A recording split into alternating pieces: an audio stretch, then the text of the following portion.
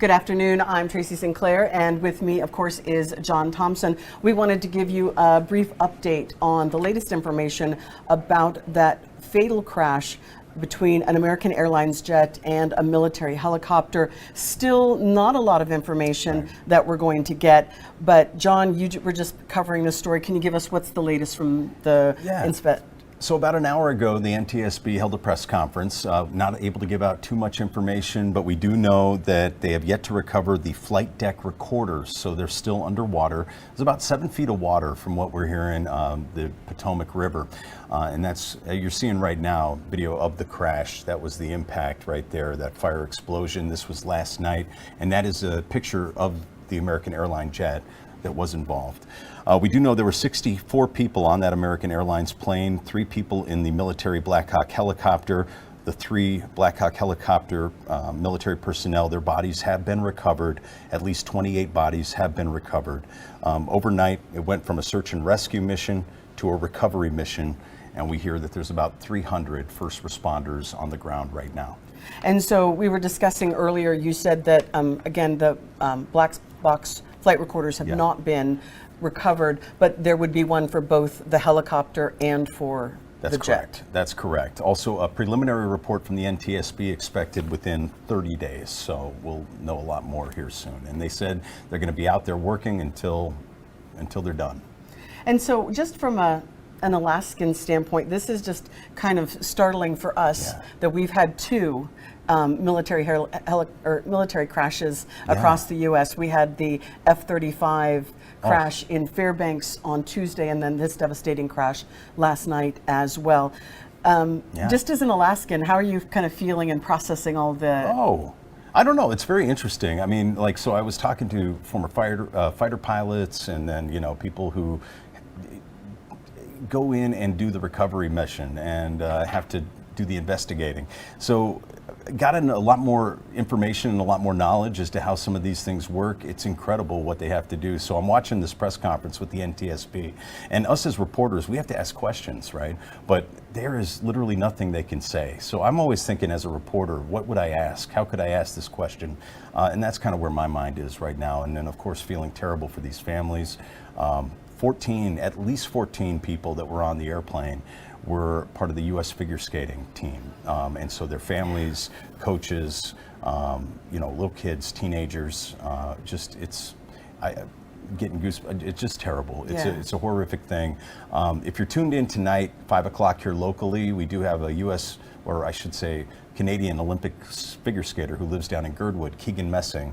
He's going to be coming into the studio talking to us a little bit about what this means for the skating community, because he doesn't know them, but everybody's very tight in that community. Well, and John did speak with AB, or BA.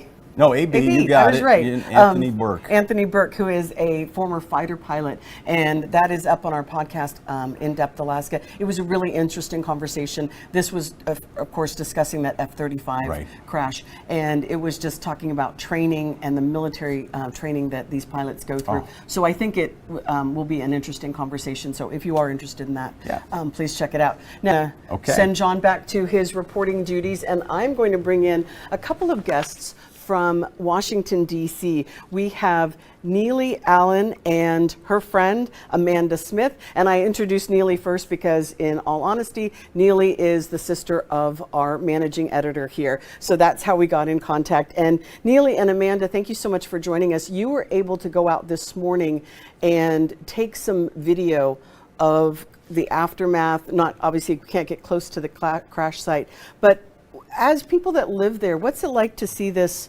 unfold in your city? It was very eerie having seen, being down there and witnessing it, being pretty close.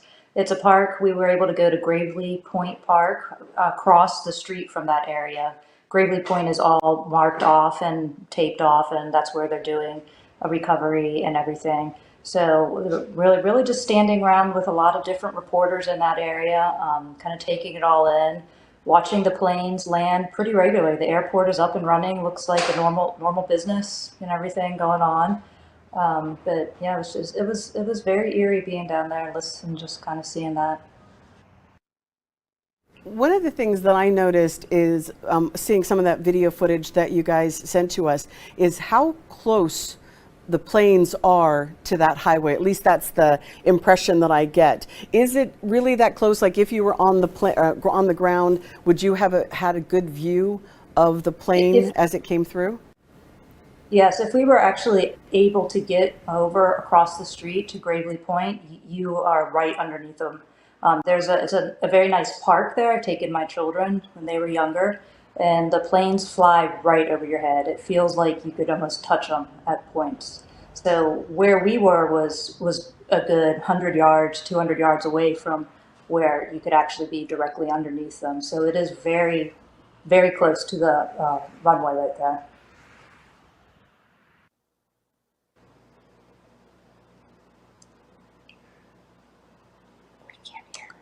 We're having a little technical difficulties. We can't hear you. Thank you. I turned up John's mic instead of mine. I apologize for that. I believe that one of you at least is part of a military family.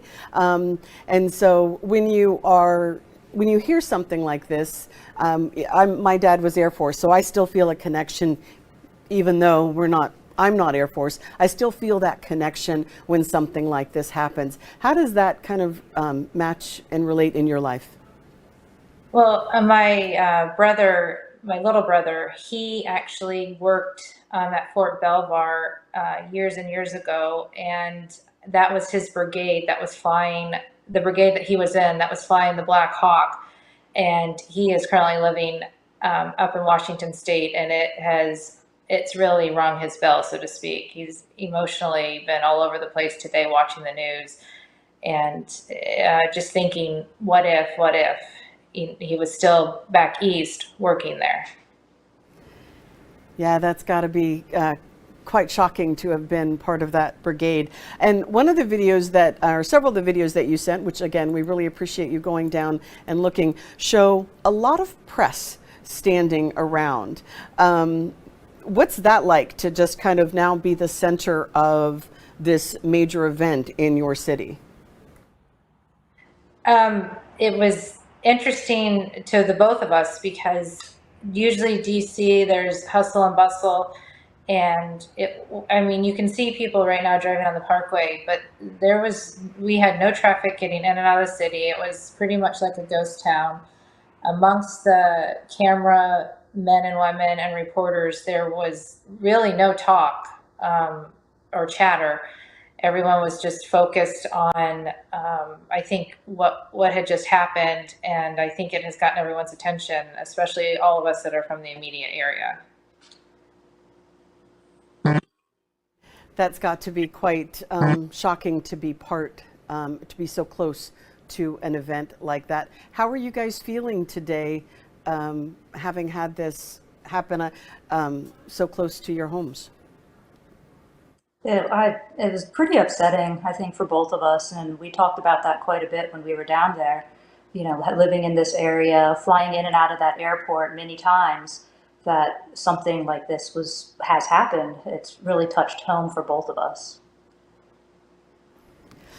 Well, is there anything that I haven't asked that you think that we should know as people that are sort of on the ground and, seeing it from that point of view? Anything that we should know that I didn't ask?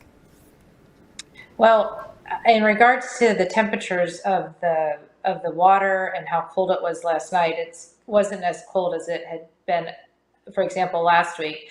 But what the pictures don't truly show is the amount of ice that is still in that body of water. It just, in the immediate part that you were seeing a lot when the planes are flying over, there's not, and I don't even know if we did a good job of showing, oh, there we go.